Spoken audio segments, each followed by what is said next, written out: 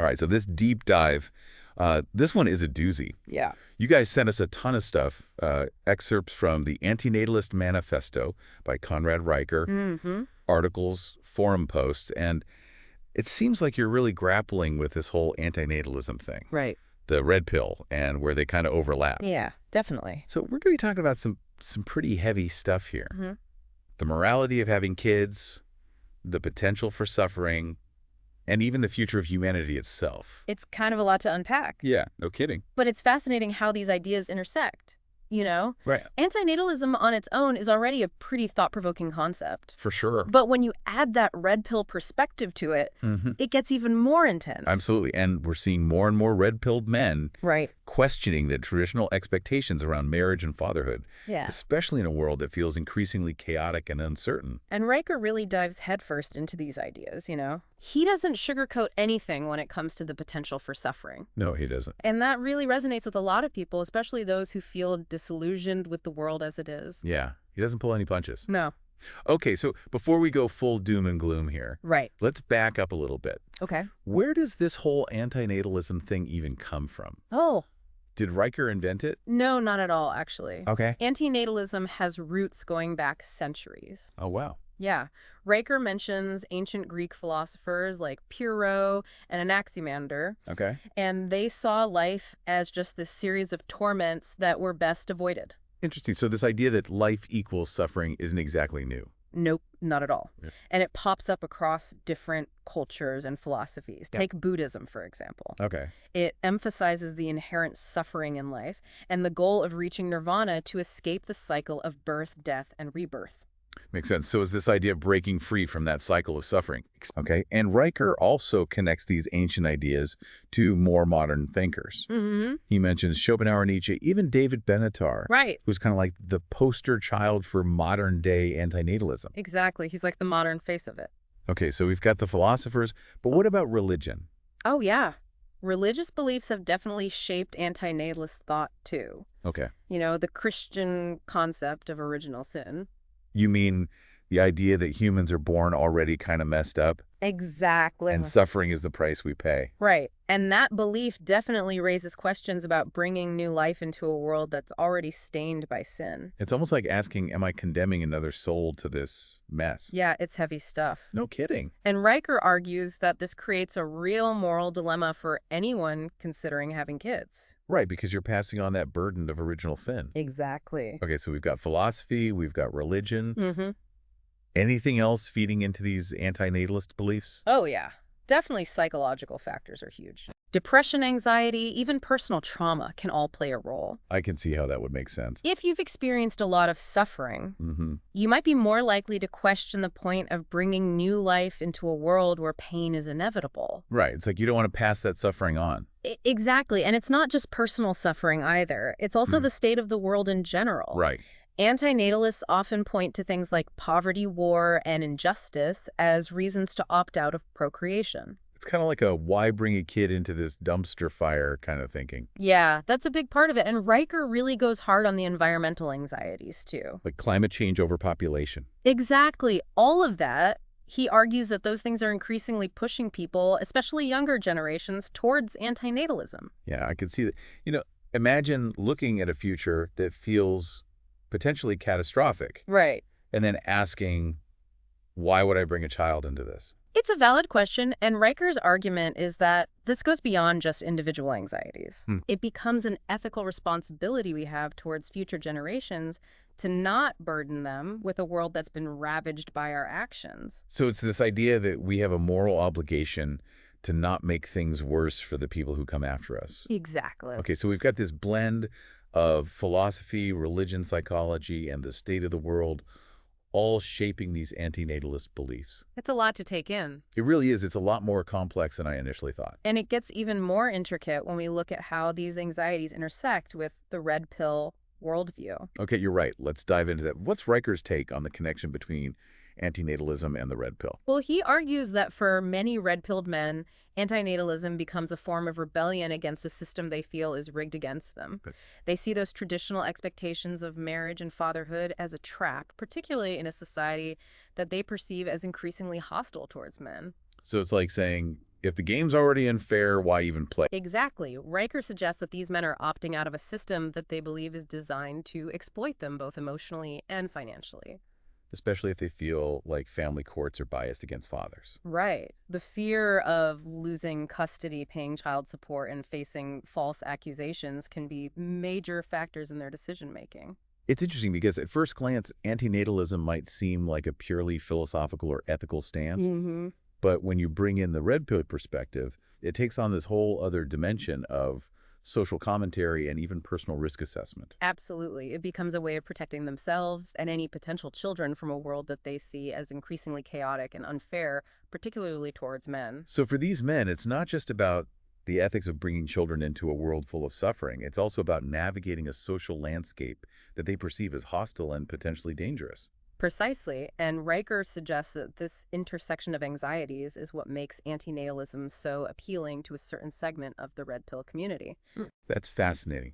Yeah. So we've got this complex interplay of philosophical ideas, personal experiences, and societal perceptions, all converging to shape these antinatalist beliefs, particularly within the red pill community. Right, and this is really just the tip of the iceberg. As we dig deeper into Riker's work, we'll see how these ideas play out in even more complex and nuanced ways. And it gets even trickier when you bring in ideas about masculinity, like what does it even mean to be a man? Right. Riker spends a lot of time unpacking that. Yeah, that's a huge one. You know? That whole, like, be a man, get married, have kids thing, it's like deeply ingrained in our culture. Exactly. And Riker argues that antinatalism, especially for red-pilled men, can be a way to reject that whole script. It's almost like a form of protest. Like they're opting out of those traditional expectations of masculinity. Right. It's a way of reclaiming agency in a world where they feel like they have lost control. Especially if they see fatherhood as this potential minefield. Exactly. Legally and financially. Yeah. Riker points out that the fear of divorce, child support, and biased family courts, that's a huge motivator for some men. Okay, so we've got this intersection of antinatalism, the red pill, and masculinity. It's a lot to untangle. Yeah, it is. But how does this actually play out in people's lives? Well, I mean, what does it look like to actually live an antinatalist life? that's a good question. Is there like a set of rules? Well, Riker argues that there's no one-size-fits-all answer. Okay. It's going to look different for everyone, depending on their individual circumstances and beliefs. I get that, but are there any, like, common threads? Like, what are the practical and emotional challenges of embracing this philosophy? Well, Riker highlights a few key things. Okay. First off, there's the social stigma. Right. In a society that puts such a high value on having kids, choosing not to can be seen as deviant or even selfish. Yeah, it's definitely going against the grain of what's considered normal. Exactly, and that can lead to feelings of isolation, judgment, even discrimination. Riker gives examples of antinatalists facing backlash from family friends, even strangers. So they're constantly having to defend their choice, which can be pretty emotionally draining. Absolutely. And it's not just the external pressure either. Okay. Riker talks about internal struggles too. Like what? Well, the fear of missing out on Why? something that's so central to many people's lives. What if I regret this later feeling? Exactly. And then there's the grief that some antinatalists experience even though they don't want children. Wait, grief? Yeah. That seems kind of counterintuitive if you don't want kids. Why would you grieve not having them? Well, Riker argues that it's about grieving the loss of a potential future. Okay. Even if you never truly wanted kids, there's still a sense of loss for that path not taken. So it's like mourning a possibility, even if it's one you consciously chose to let go of. Precisely. Yeah. So yeah, it's not an easy path. No, it doesn't sound like it. But Riker also talks about the potential rewards of living an antinatalist life. Okay, like what are the upsides? Well, for one, antinatalists are often free from the financial burdens and time constraints of raising children. More time and money for themselves. Exactly. They have more resources and freedom to pursue their own interests and live on their own terms. It's a different kind of fulfillment, I guess. Right. And Riker argues that this can lead to a deeper appreciation for the present moment. Okay. When you're not consumed with raising children, you can be more present in your own life and really savor your experiences. Makes sense. And he also highlights the importance of community for antinatalists. Okay. Finding support and connection in online communities or groups where you can share your beliefs and experiences without judgment. So it's like finding your tribe people who get it. Exactly. And that can be incredibly valuable, especially when you're facing social stigma or feeling isolated. Okay, so it's not all doom and gloom. There are challenges, but also potential rewards and a sense of community. Right. What about the bigger picture, though? How does Riker see antinatalism shaping the future of society? Well, he's got some pretty wild predictions. Okay. He thinks antinatalism is going to become even more prevalent in the years to come. Really? Yeah, driven by factors like climate change, economic instability, and the rise of technology. He paints a pretty bleak picture of the world, so I can see why people might choose not to bring kids into it. Right, and he thinks this could have some pretty radical effects on society. Like what? Well, things like lower birth rates, a shrinking population, and even a potential redefinition of what it means to be human. Wow, that's a lot to process. Yeah. What does he mean by a redefinition of what it means to be human? He argues that if we accept the premise that it's better not to be born, Mm-hmm. it could lead us to question the inherent value we place on human life. Okay. And this could have implications for everything from our moral values to our legal systems to our social structures. Like a fundamental shift in how we view ourselves and our place in the world. Exactly, and Riker explores both the potential benefits and risks of such a shift. Okay, like what?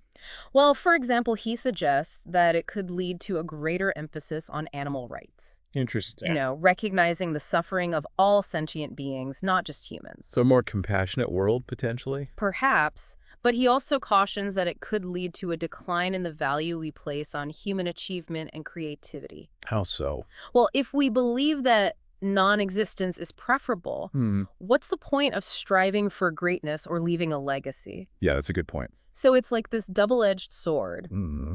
Antinatalism could push us towards both greater compassion and greater apathy. Right.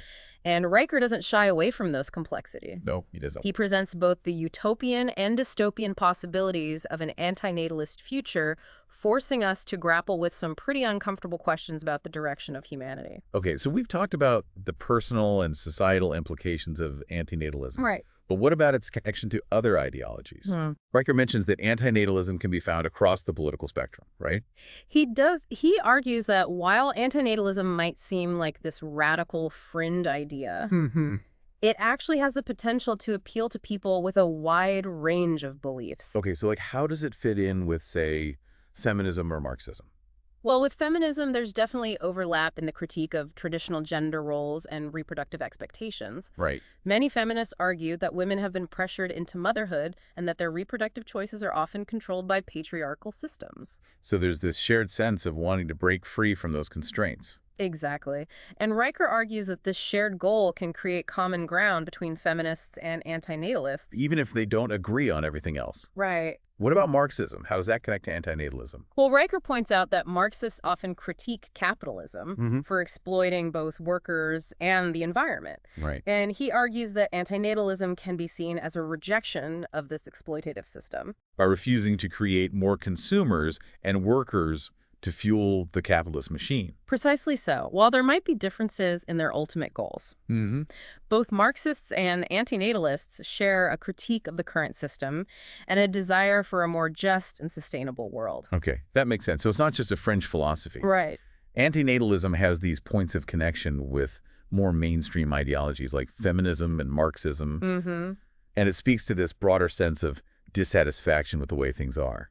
Exactly. And this is where Riker's analysis gets really interesting. Okay. He argues that antinatalism, despite its seemingly radical nature, actually taps into some pretty fundamental human anxieties. Like what kind of anxieties are we talking about? Well, he talks about the fear of suffering, both our own and the suffering of others. Okay. He talks about the anxiety of bringing children into a world that feels increasingly uncertain and dangerous. Right. And he talks about the burden of responsibility that comes with creating new life. Yeah, it's like this collective existential crisis. Exactly. And Riker argues that antinatalism in its own way is trying to address that crisis. I see. It's a philosophy that's forcing us to confront these anxieties head on and to ask some really tough questions about the future of humanity. It's a lot to grapple with. It is, but I think that's part of what makes antinatalism so compelling. Okay. It's a philosophy that doesn't